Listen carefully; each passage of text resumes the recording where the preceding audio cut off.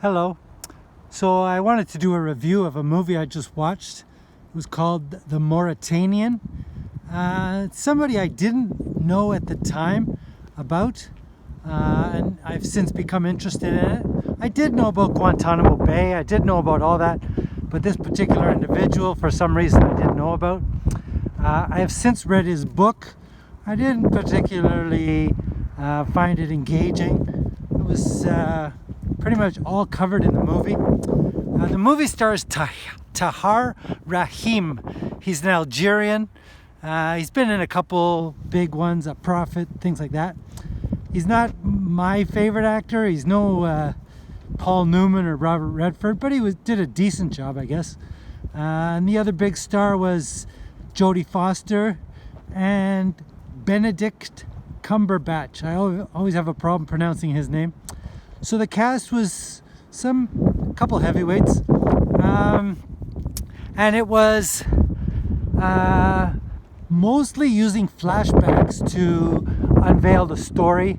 It was done in a pretty good way. Some scenes got pretty heated and intense, but basically it's just showing what the Americans did with prisoners after the bombing of the New York Trade Center.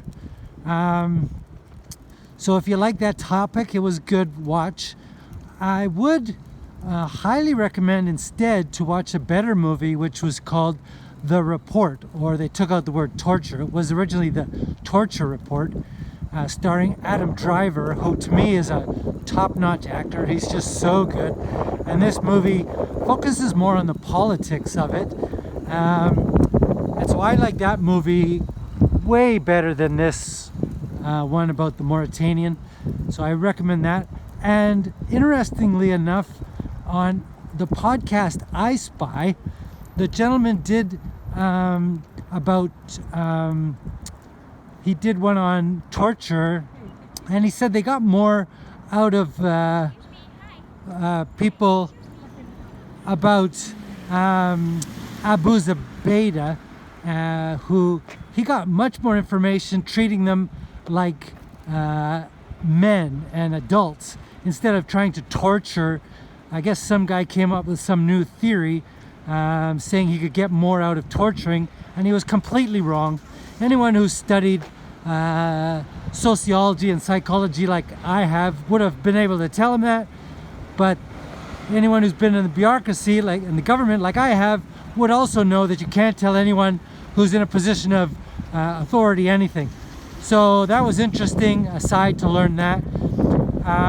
So if you like that part, the I Spy podcast will give you a lot of information there. So I'll leave it there. It was interesting to watch and to know about. What I found most interesting was that Obama was responsible for all of this. And I'm going to do a separate podcast on Obama.